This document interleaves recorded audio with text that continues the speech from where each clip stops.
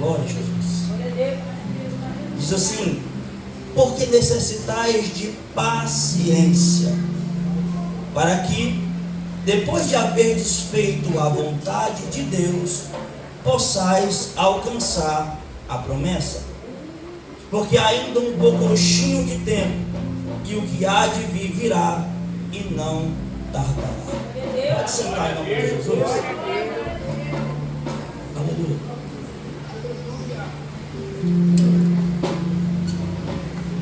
Quando a gente olha, irmão, para esse livro aos Hebreus, essa carta aos Hebreus, a gente não consegue ter uma definição de qual é o escritor.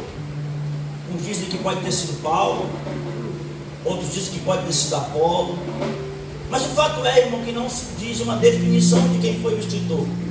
Mas quando a gente olha para essa carta, a gente entende muito bem o teor dessa mensagem. É uma mensagem para aquelas pessoas que tinham conhecimento afinco da palavra, porque trata muito a respeito das tradições, muito sobre a Torá, porque esse livro ele precisa ser lido junto com o livro de Levítico, porque o que trata aqui é o que aponta em Levítico. E nós percebemos que aqui, na altura do ano 70 depois de Cristo, essa carta é enviada possivelmente aos irmãos que estavam ali em Roma. Irmão, esses que estavam passando por uma dificuldade muito grande, irmão, porque após a igreja ter aquela ascensão, após o povo de Deus começar a crescer pelos quatro cantos da terra, o povo começou a ser perseguido, porque é sempre assim, irmão. Quando é pequeno, quando está oculto, quando está anônimo, não incomoda ninguém. Mas quando começa a aparecer, quando começa a falar, quando começa a ser erguido, incomoda. E geralmente incomoda, irmão, aquele que não teve a oportunidade de fazer a diferença e não fez. O fato é, irmão, que o incômodo aqui se torna em perseguição.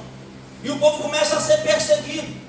E no meio da perseguição, irmão, o Senhor prova.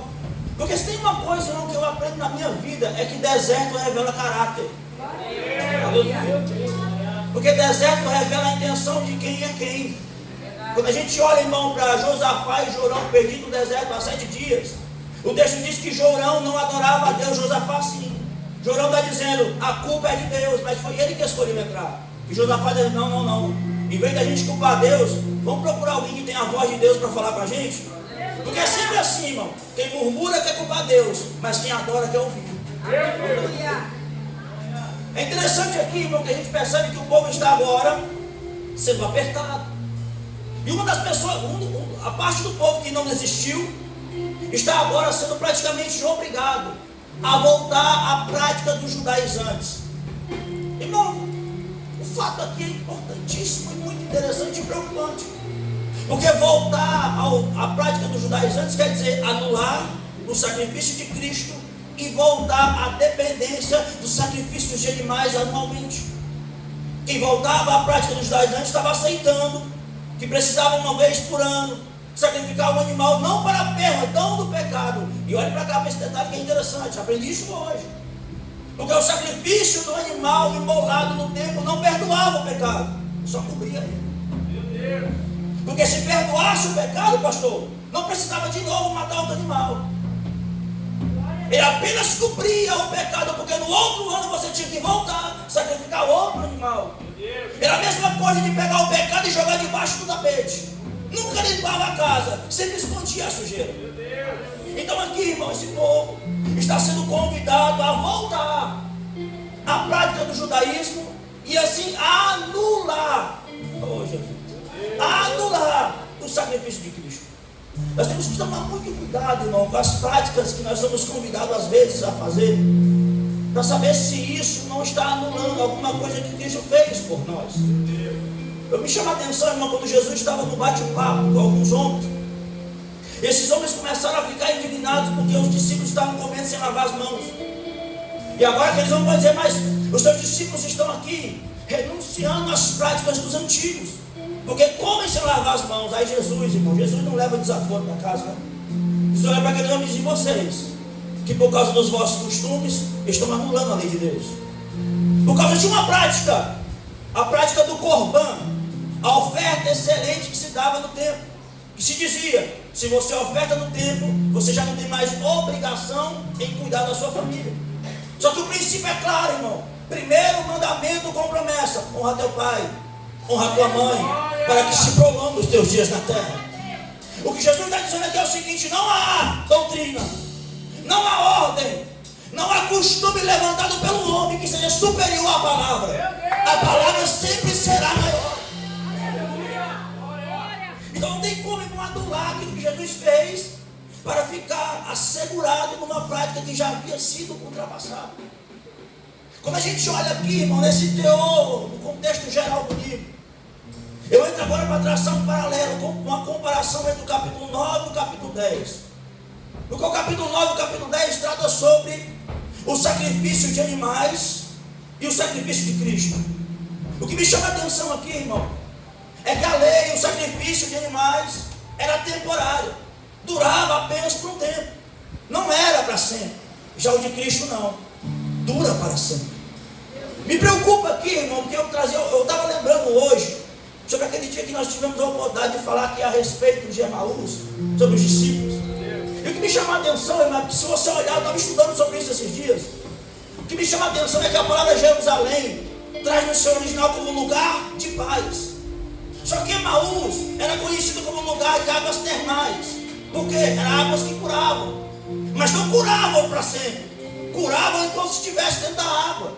Depois que saía, havia um relaxar. Mas depois a dor voltava. E sabe o que o Senhor falou no meu coração? Quantas e quantas pessoas no momento de dor estão trocando lugar de paz por lugar de alívio passageiro. Vou falar de novo, irmão, porque eu não vim trazer recado. Quantas e quantas pessoas, no momento que o cara aperta, na hora que é espremido, troca o lugar de paz pelo lugar de alívio passageiro. Deixa eu te falar uma coisa, irmão. Não importa o quanto esprema, não importa o quanto bata, o lugar de paz sempre será o melhor lugar. O lugar de paz sempre será o melhor lugar. Glória a Jesus. O que me chama a atenção, irmão, é que enquanto o sacrifício de animais era passageiro, o de Cristo é eterno. Mas quando a gente olha, irmão, e traça um paralelo sobre aquele sacrifício, a gente vai entender que toda promessa através dos sacrifícios que eram feitos no templo eram para a terra, eram terrenais. O sacerdote era da terra, o tabernáculo era da terra, o sacrifício era da terra, mas o de Jesus não. O sacrifício de Jesus não nos deu nada aqui na terra, mas nos dá morada no céu. Então é importante você entender, irmão, que você está aqui, mas você não pertence a esse lugar. Aleluia. Quando a gente olha para isso aqui, irmão, e agora eu vou traçar um paralelo importante sobre o versículo 36 e o versículo 37. 4 vertentes eu anotei aqui. Primeiro, paciência. Segundo, obra das nossas mãos. Terceiro, promessa. Quarto, o pocochi de tempo. O que o texto vai dizer aqui, irmão, que nós necessitamos de paciência. Não é uma coisa opcional. Não é algo que a gente pode escolher em ter ou não. É necessário. É necessário ter paciência. E talvez, irmão, essa igreja pudesse estar cheia hoje. E talvez um dos motivos por muitas cadeiras estarem vazias é porque alguém não teve a paciência. Não soube suportar o processo. E quando eu olho para a paciência, irmão, o Senhor falava comigo lá no meu trabalho, quando eu me preparava para vir para cá. Eu me lembro de Davi. Davi, quando percebeu que faltava alguma coisa no seu reino, ele vai buscar a arca. Só que quando ele vai buscar a arca, irmão, ele está tão impaciente que ele quer trazer rápido. Por isso ele quer trazer no carro de boi. Não traz da maneira correta. E nós conhecemos muito bem a história. A roda cai na eira de Ecrom, a arca vai cair, Uzá põe a mão e é fulminado. Até que levanta a dúvida no coração de Davi: como trarei eu a presença do Senhor para a minha casa? Eles deixam na casa de Obed-edom. Eu fico imaginando, irmão, o discernimento que Davi teve naquele momento, porque ele fica observando. E ele sabe que agora, em 3 meses, observe isso aqui, em 3 meses, Deus muda tudo na casa de Obed-edom. Mas Deus não fez isso em 20 anos na casa de Abinadab. Eu fico imaginando Davi comparando. 20 anos na casa do sacerdote não aconteceu nada. 3 meses na casa de Obed-edom aconteceu tudo. Então peraí, se 20 anos lá não aconteceu nada, 3 meses aqui aconteceu tudo, então o segredo não é sobre ter. Meu Deus. O segredo não é sobre ter. O segredo é como eu me comporto quando eu recebo. A irmã que entendeu, eu vou pregar para cá agora. A importância assim, o segredo não é sobre eu ter alguma coisa, é como eu me comporto com aquilo que eu recebo.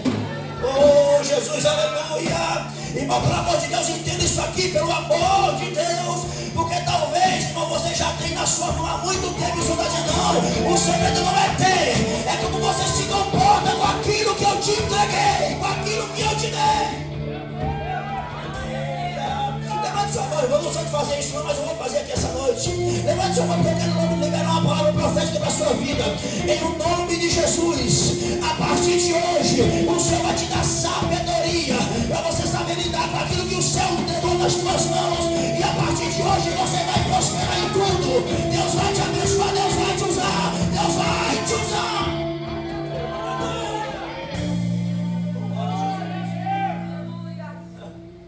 Necessidade e paciência. Irmão, quando eu olhei para isso aqui um dia sobre Davi, sabe o que o Senhor falou no meu coração? São 6 meses para ele chegar da casa de Obed-Edom até Jerusalém. O Senhor não podia fazer em um dia? Claro que podia. Sabe o que o Senhor falou no meu coração? Se eu fizesse um dia, será que ele viveria as experiências que ele viveu em 6 meses? Meu Deus, se tu soubesse. Se tu soubesse que esse processo não é ele te machucando, mas ele querendo que você viva algo mais profundo. Que você viva algo mais profundo, algo mais intenso. Eu vou pular daqui, senão eu paro só aqui. Segundo, obra das nossas mãos. Porque, irmão, toda vez que eu faço algo para alguém, eu espero a recompensa. É por isso que o apóstolo Paulo fala na primeira carta aos Coríntios, capítulo 15, versículo 58. Que nós precisamos entender e ser perseverantes. E entender que tudo aquilo que nós fazemos no Senhor terá uma recompensa. Porque, irmão, nós não fazemos pro Senhor, porque ninguém faz nada para Deus. Como que eu vou fazer algo para quem é dono de tudo? Eu faço nele, porque se fosse pela minha força, nem aqui eu estaria. Então o profeta aqui está falando, o escritor está falando, olha, necessita de paciência. Após vocês terem feitos, vocês vão alcançar a promessa. Só que agora ele vai completar dizendo, é um pouquinho de tempo. O que chama a atenção, irmão, é que se você for olhar o significado desse pouquinho, ele retrata um tempo que é curto, mas que não se pode medir. Eu demorei para bater nisso aqui. É um tempo curto, mas não tem como ter a dimensão do tamanho desse tempo. Porque nós sabemos que para o nosso Deus, um dia é como 1000 anos, e 1000 anos é como um dia. Só que uma coisa que eu aprendi hoje, irmão, e eu vou falar isso aqui para vocês do céu. Por mais que o tempo não pode ser medido, existe uma certeza, que o que foi prometido vai acontecer. Por mais que eu não consiga medir o tempo, por mais que eu não consiga medir a hora, aquilo que ele prometeu, ele é fiel para cumprir com o que ele prometeu. Olhando para isso aqui, irmão, eu precisava entrar em 2 vertentes. Eu vou entregar tudo que eu trouxe. Fique tranquilo. 2 vertentes atemporal. Primeira vertente fala sobre o tempo cronos, que é o tempo que pode ser medido. Segundos, minutos, horas, dias, semanas, meses, anos. Esse tempo é o tempo que eu consigo medir. Só que aí ainda também é o tempo kairos. Irmão, olhando para isso aqui um pouco mais afinco, não significa o tempo de Deus, mas o significado da palavra kairos no grego quer dizer tempo oportuno, ou tempo favorável. E como a gente sabe, pastor, que o nosso Deus age em tempo oportuno ou em tempo favorável? A palavra é atrelada à vontade de Deus. Aleluia. Então nós entendemos, irmãos, que o nosso Deus age no kairos, que é o tempo oportuno dele.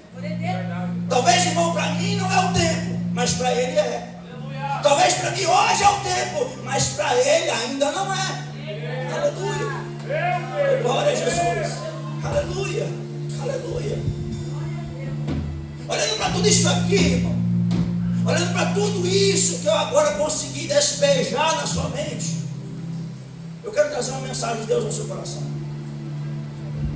Eu orava ao Senhor, pedia, Senhor, me dá uma direção de como pregar essa mensagem. E o Senhor falou, fale a respeito do pecado da queda, do sacrifício dos rituais, do sacrifício e a remissão dos pecados, da ressurreição e da minha volta. Nós sabemos, irmãos, que no livro de Gênesis capítulo 3, após a queda de Adão, a nossa natureza se tornou natureza do pecado, natureza pecaminosa. É por isso que a Bíblia diz, é bem claro, todo aquele que diz que não peca já pecou porque mentiu, porque a nossa natureza é pecaminosa. Não existe perfeição nem ação perfeita de Deus no homem aqui na terra. É Bíblia. Se você for para a primeira carta aos Coríntios capítulo 3, se não me falha a memória, versículo 9, o texto vai dizer que agora o que nós vemos é semelhante a uma visão embaçada no espelho, mas quando ele vier, veremos face a face. Segura para tu entender isso aqui, porque quando vier o que é perfeito, o imperfeito será aniquilado. Oh, glória a Jesus! Quando ele vier perfeito, o imperfeito será aniquilado. Não vai ter dor, não vai ter choro, porque o perfeito virá para as nossas vidas.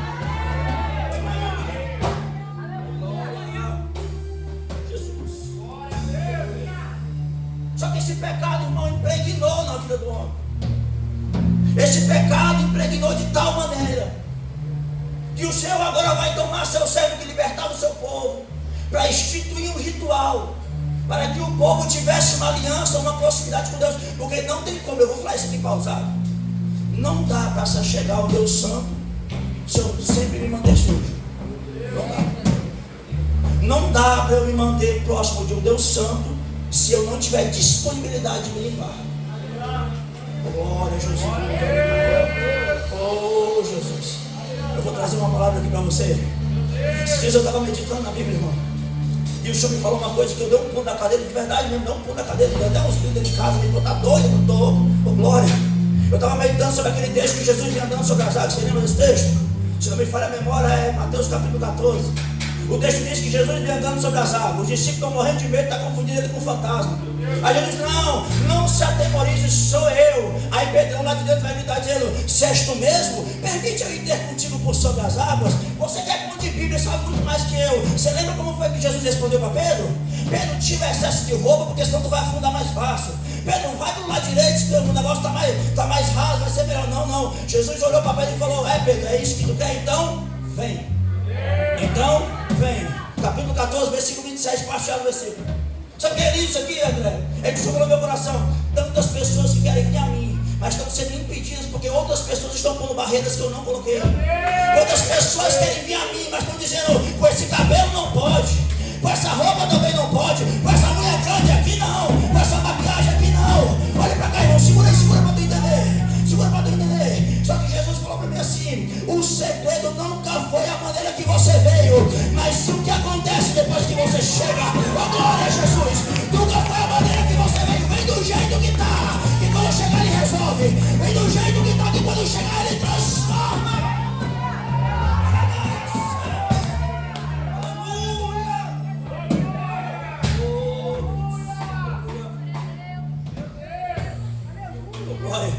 Oh, glória. Oh, Jesus. Olha para cá, irmão, isso aqui. Não deixe de dar um passo a mais para o Senhor, porque tem alguém julgando que você não é digno. Ninguém aqui é. O fato é que agora o Senhor vai instituir ordens sacrificiais para que o povo pudesse ter o seu pecado coberto, para que esse povo pudesse se aproximar de Deus a título de relacionamento. Eu vou pregar para o nosso tempo, amém? Porque tem um povo, irmão, que parece que não entendeu, que vem para Jesus é para se relacionar com Ele, não é para simplesmente bater foto bonita e postar em stories, que olha que eu estou bonito. Não é simplesmente para estar no meio de um grupo como esse, com um uniforme bonito, dizendo, olha aqui, agora eu faço parte de um grupo legal. Não, eu vou falar, irmão, não é simplesmente para mim arrumar relacionamento, não. Jesus não é santo casamenteiro, não, irmão, não. Jesus te chamou para você se relacionar com Ele. Relacionamento com Ele.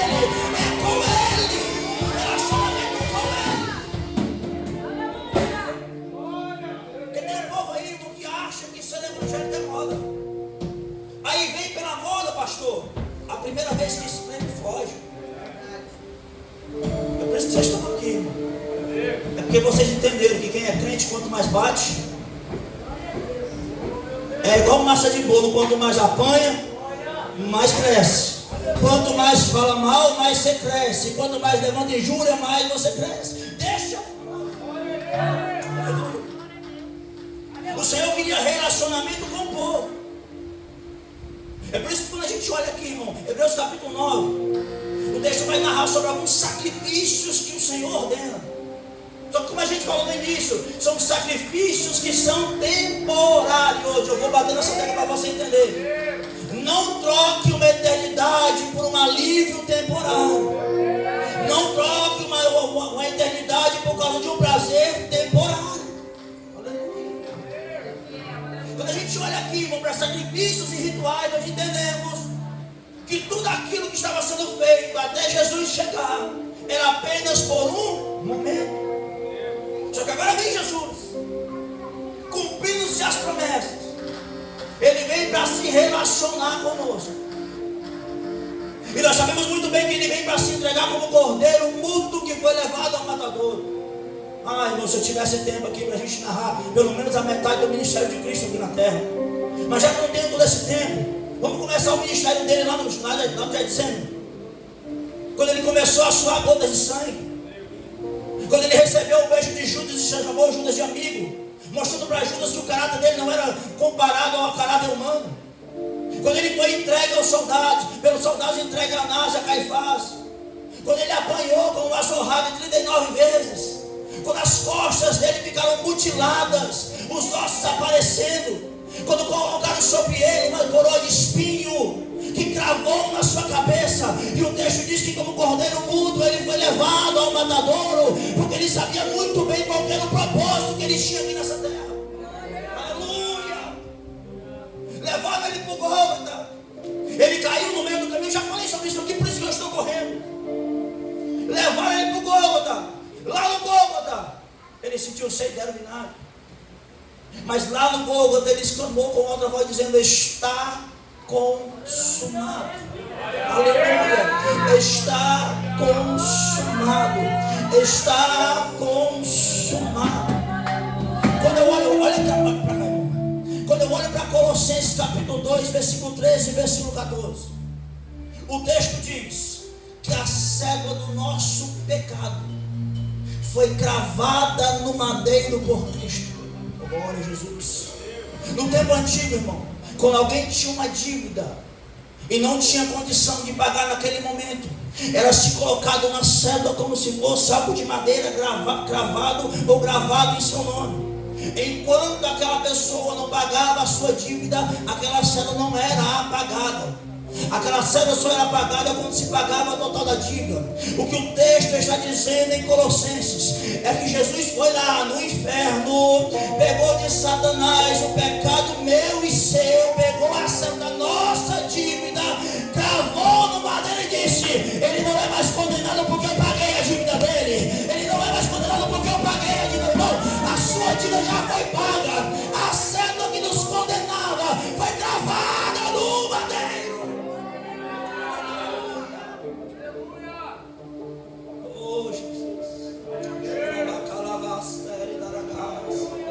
Aleluia.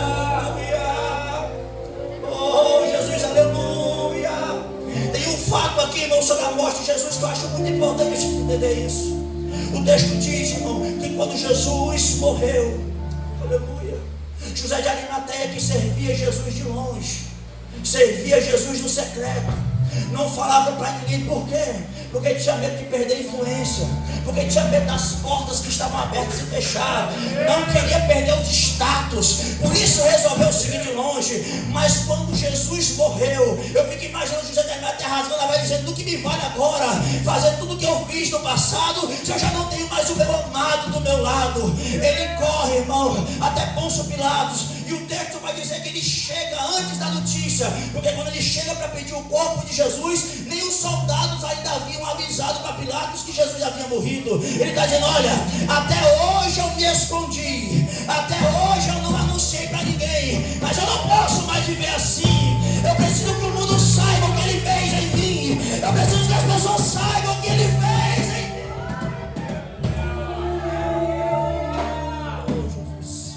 Receba essa palavra, irmão.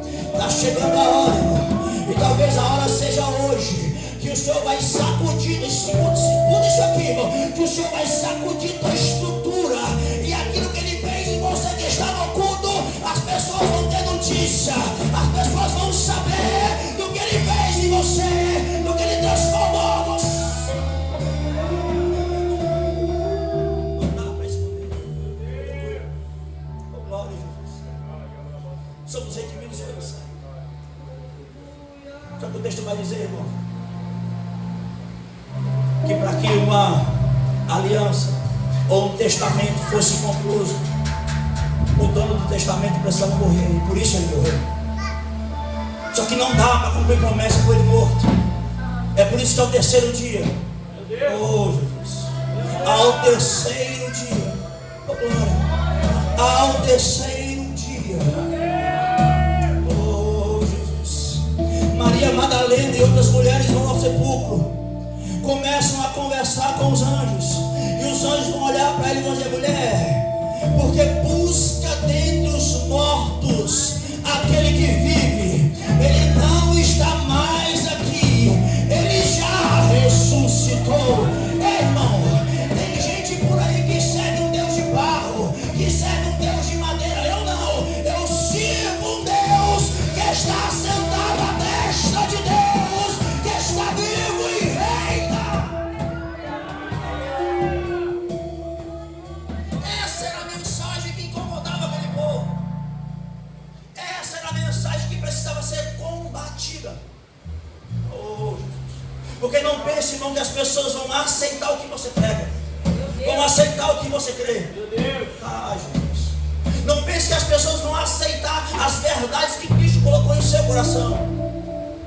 Mas uma coisa você precisa ter convicção: a não aceitação não pode anular o que Ele fez em você. Oh, Jesus. Quando eu vou falar, irmão, Deus está me incomodando, eu vou falar. Quando as pessoas, irmão, renunciam o que tem para ser aceito em roda de amizade. Quando as pessoas renunciam o que o céu derramou para ser aceito por amigos, para ser aceita por amigas. Irmão, pelo amor de Deus, você não precisa ser igual ao mundo para que o mundo venha te amar. Você é amada por Ele, você é amado por Ele. O Rei dos Reis te ama, o Rei dos Reis te ama. Ele está vivo. Ele está vivo. Vai aparecer aos discípulos, e aparecendo aos discípulos, Ele vai ascender aos céus. E quando Ele vai ascender aos céus, o texto diz que os discípulos estão parados, olhando, esperando Ele voltar, porque Ele prometeu que ia voltar. Ele prometeu que ia voltar, pastor. Só que os discípulos ficam parados, esquecendo da ordem, porque antes de subir Ele falou: ide por todo mundo e pregai o Evangelho. Eles estão parados, olhando para cima, e é nesse momento que Ele envia anjos para tocar naquele homem e dizer: varões galileus, porque estavam olhando para cima, aquele mesmo que vocês viram subir, um dia vocês virão descer. Oh, Jesus, oh, glória. Sabe o que Jesus está ordenando para aquele povo e ordenando para mim e para vocês? Em vez de parar, sentar e ficar esperando no dia da vida, trabalha no reino, trabalha na obra, cumpre a missão, cumpre a chamada, porque já já Ele volta. E se Ele voltar, irmão, o que foi que eu fiz para a obra dele? Qual foi a alma que eu ganhei para Ele? Quem foi o familiar que eu trouxe para dentro da igreja? O Senhor está chamando vocês, geração de jovens, vocês, geração da igreja, vamos colocar a mão no arado, para de ficar só esperando promessa. Coloca a mão no arado e trabalha para Jesus. Trabalha para Jesus. Aleluia. Glória a Jesus. Aleluia. Foi louvado aqui, e a irmã louvou quase tudo que eu vou pregar agora. Mateus capítulo de número 24, versículo 36, vai ser no abrir e fechar de olhos. 1 Coríntios capítulo 15, 52, a promessa da só o Pai sabe a hora do fim do dia. Na verdade, Mateus capítulo 26, 29.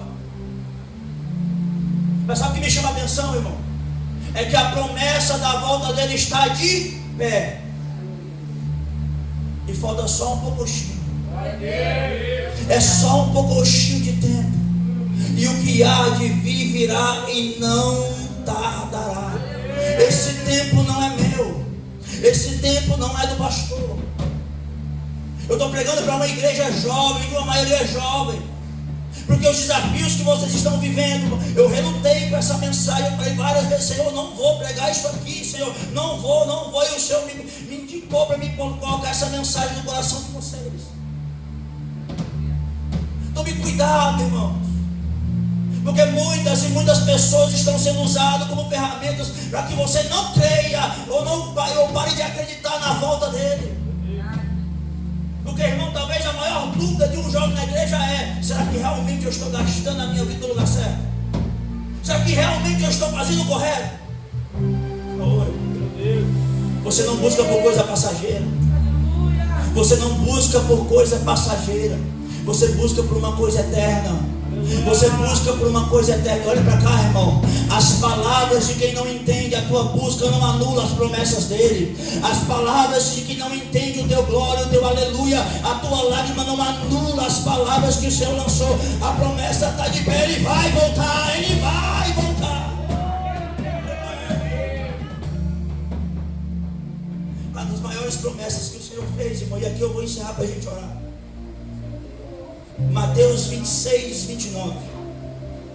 Está escrito assim: que ele, partindo o pão e ceando com os discípulos, olhou para ele e disse: nunca mais eu comerei deste pão e nem beberei deste cálice, até aquele grande dia que eu cearei convosco nas regiões celestiais.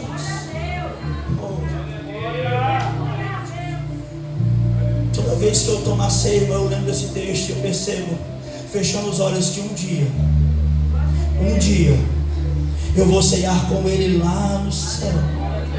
Aleluia. A história diz, irmão, na escatologia bíblica, que quando o Senhor vier arrebatar a sua igreja, enquanto aqui na terra as pessoas estiverem passando, os que ficarem pela grande tribulação, lá em cima nós estaremos passando pelo juízo do galardão. Cada um receberá a premiação pelo aquilo que fez aqui na terra, e depois disso nós vamos ceiar na boda do Cordeiro, sentar na mesa do lado dele e comer com ele. Irmão, você está preparado para isso? Deixa eu te falar uma coisa: é só um pouquinho de tempo e aí você vai subir com marido, com voz de trombeta, e vamos ceiar.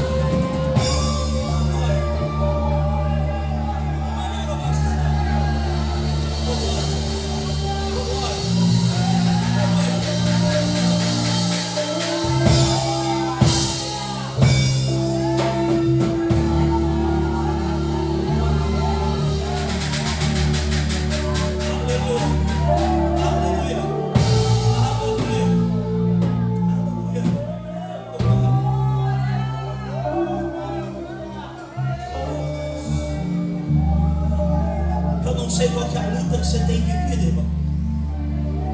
Mas não volte para as práticas antigas. Eu não sei qual que é a dor que você tem passando.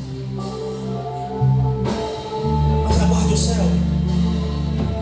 Aguarde o céu. Eu não sei qual é o tamanho da tua renúncia. Porque tem renúncia irmão, que é fácil, mas tem outra que arranca pedaço, que dói, que machuca. Tem renúncia que dói. Mas eu não sei qual é o tamanho da renúncia que você teve que fazer hoje. Mas espera só mais um pouquinho. Ele vai voltar. Ele vai voltar, ele é fiel, ele é fiel, ele é fiel. Você sabe que no teu pior momento, quando não tinha amigo, não tinha familiar, não tinha pastor, não tinha ninguém, foi ele que te deu força, foi ele que te abraçou, foi ele que te ajudou, foi ele que te tirou desse quarto escuro, dessa depressão, foi ele que fez. Aleluia. Eu quero orar, eu quero fazer uma oração. Se coloca de pé, Jesus. Ô irmão, vem trazer um louvorzão daquele top, o céu descer.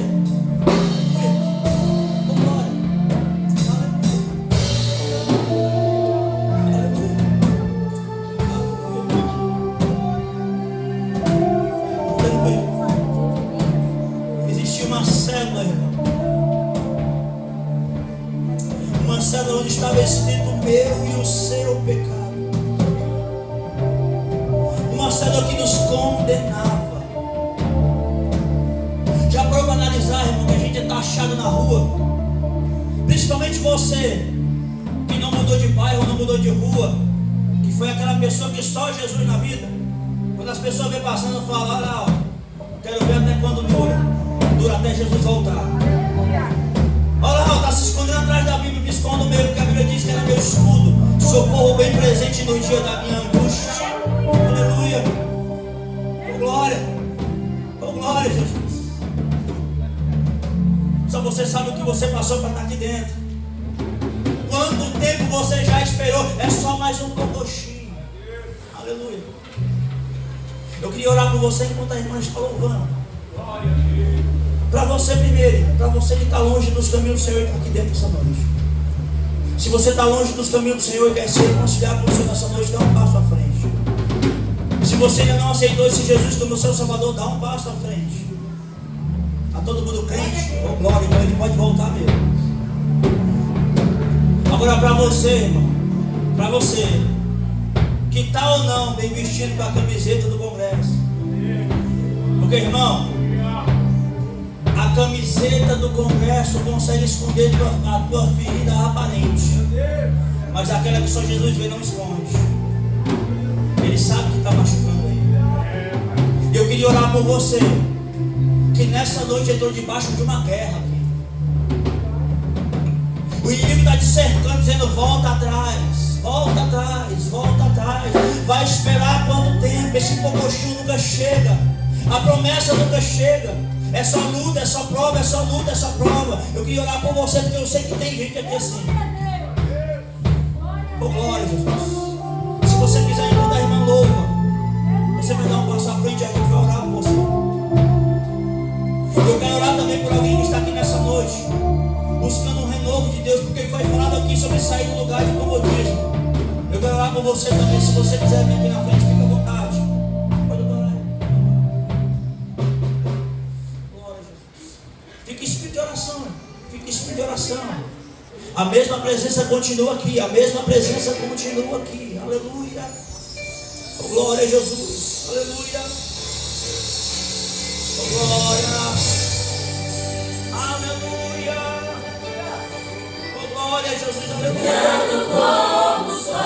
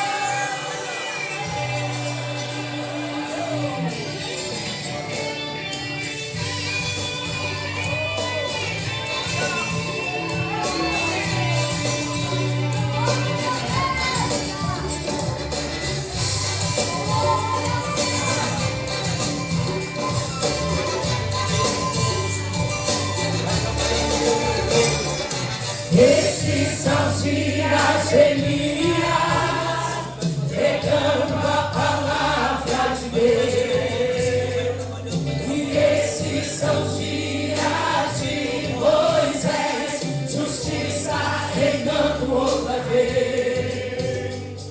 E esses são os dias de hoje, o mundo vive em escravidão,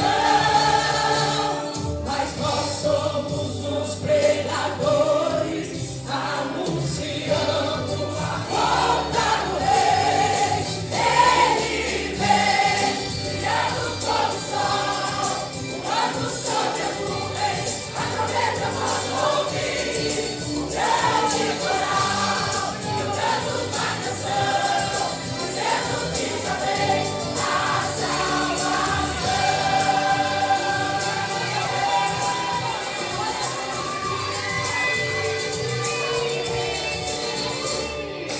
Esses são os dias de Ezequiel, os ossos voltaram a viver. E esses são os dias de Davi, erguendo o tempo de louvor. E esses são os dias da ceifa, os campos já brancos estão, mas nós somos trabalhadores, realizando a colheita final. Ele vem, brilhando como o sol, voando sobre as nuvens, a trombeta nós ouvir, um grande coral, cantando uma canção, dizendo que já vem a salvação. Ele vem, brilhando como o sol, voando sobre as nuvens, a trombeta nós ouvir, um grande coral, cantando uma canção, dizendo que já vem a salvação.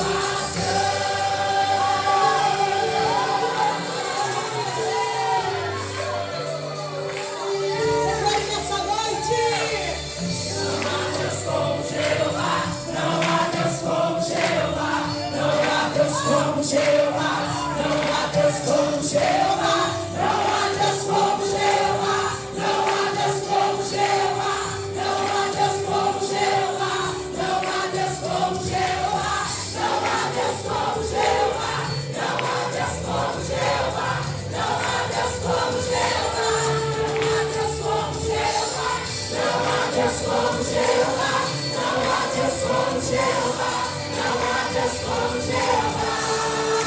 Ele vem, brilhando como o sol, voando sobre as nuvens, a trombeta nós ouvir, o grande coral, cantando uma canção, dizendo que já vem a salvação.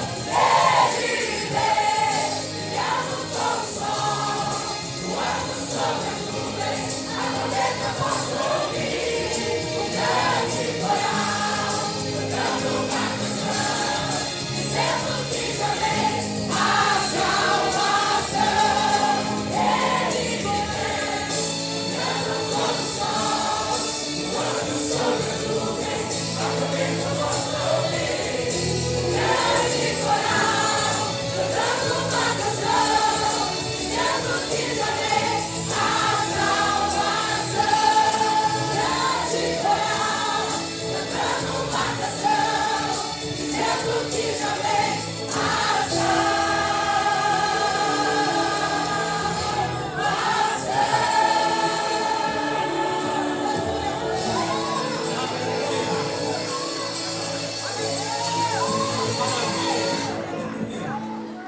Maravilha, essa alegre da presença de Deus.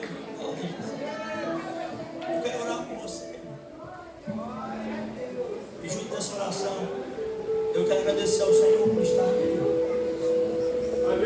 O Senhor tem permitido a gente viver tanta coisa esse ano. Aleluia. Fica atento aqui, eu vou falar uma coisa para você. O Senhor tem permitido a gente viver tanta experiência esse ano. Verdade. Experiências tão profundas. Verdade, Pai.